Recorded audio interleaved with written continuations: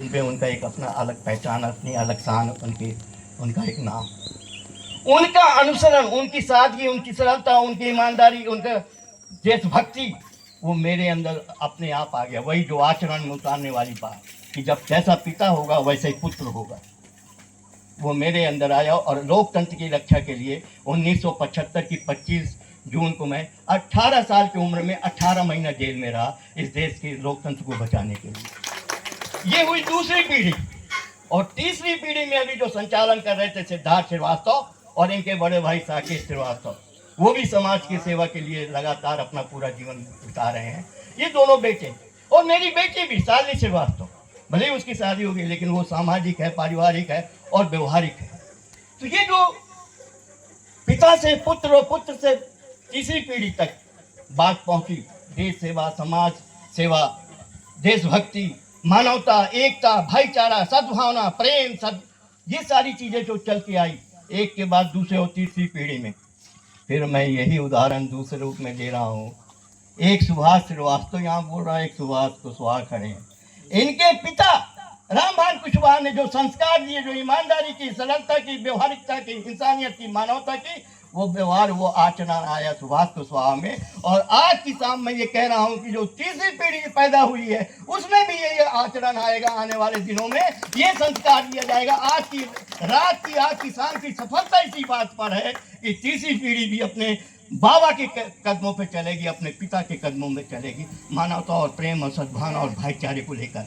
तब मैं 4 पंक्तियां जो हमने खुद लिखी है वो मैं पेश करना चाहता हूँ कि दिल से नफरत को मिटाना चाहता हूँ। किसी तरह की भी नफरत इंसान के बीच में जो भी खाइयां उनको दूर। दिल से नफरत को मिटाना चाहता हूँ, प्यार की दुनिया बसाना चाहता हूँ।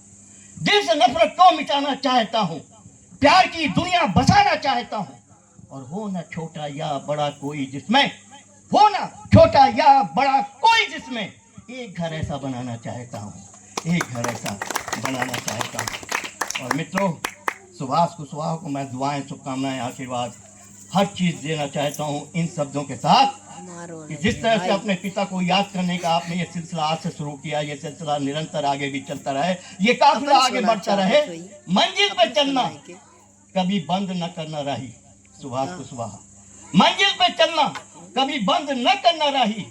रास्ते बंद नहीं होते तलाशने वालों के लिए, रास्ते बंद नहीं होते तलाशने वालों के लिए।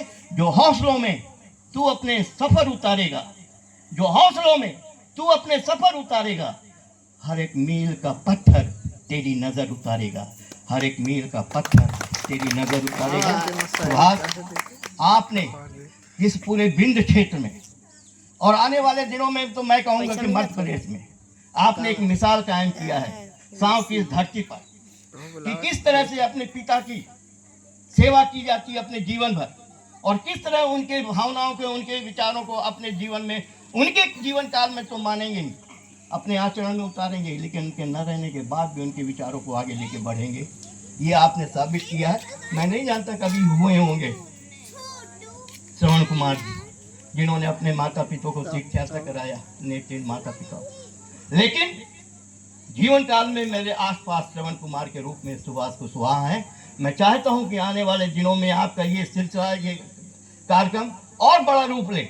आज ये छोटे से पंडाल में है, कल एक विशाल मैदान में ये कार्यक्रम हो। मैं तो कहता हूं कि हम सब मिल के चाहेंगे तो आने वाले दिनों में पटनगर पार्क में रामभान कुशवाहा की ये पुण्यतिथि मनाई जाएगी, दूसरी पुण्यतिथि, और उसमें हम सब होंगे, रीवा के तमाम साथी होंगे, जो नहीं आ पाए वो भी सब रहेंगे। मित्रों, उम्र में बड़े लोग जो यहाँ बैठे हैं उनके लिए कुछ कहना चाहूँगा।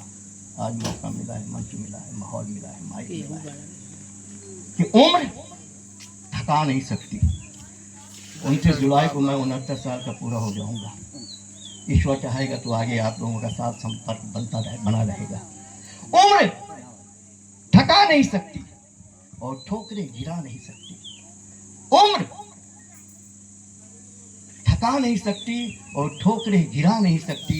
अगर जीतने की जिद हो, अगर जीतने की जिद हो तो परिस्थितियां भी हरा नहीं सकती। अगर जीतने की जिद हो तो परिस्थितियां भी हरा नहीं सकती। और सुभाष, एक शेर आपके लिए विशेष कर कि जीतेंगे हम मैं जानता हूँ कितने विषम और विकट परिस्थितियों में आपने ये आयोजन किया, कितने महीने लग गए हैं आपको सोचते करते, व्यवस्था बनाते बनाते। जीतेंगे हम, खुद से वादा करो, कोशिश कुछ और ज्यादा करो। जीतेंगे हम, खुद से वादा करो, कोशिश और कुछ और ज्यादा करो। किस्मत रूठे, कहते हैं ना कि किस्मत रूठ के क्या करे, बनता काम बिगड़ गया, ये तो बहाना करने वाला था। किस्मत रूठे, हिम्मत न टूटे, मजबूत इतना इरादा करो, मजबूत इतना इरादा करो।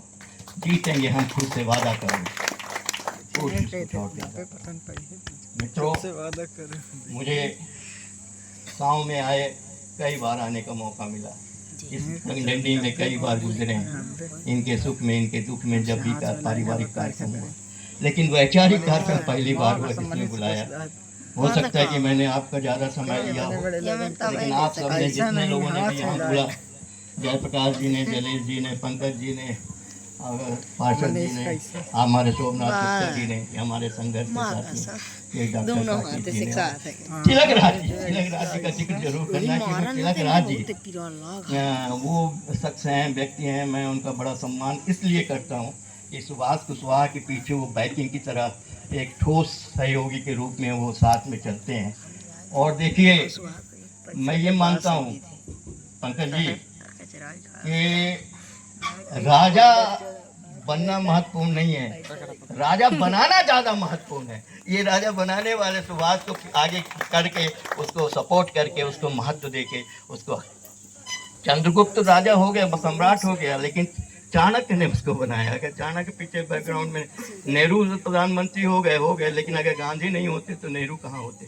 तो मेरा कहना है कि हर किसी को ये चाहिए कि अगर कोई प्रतिभा है, कोई आगे बढ़ना चाहता है, कोई संघर्ष कर रहा है, वो विकट और विषम परिस्थितियों में है, तो हमारा समाज की जिम्मेदारी है कि हम उसका सपोर्ट करें। तो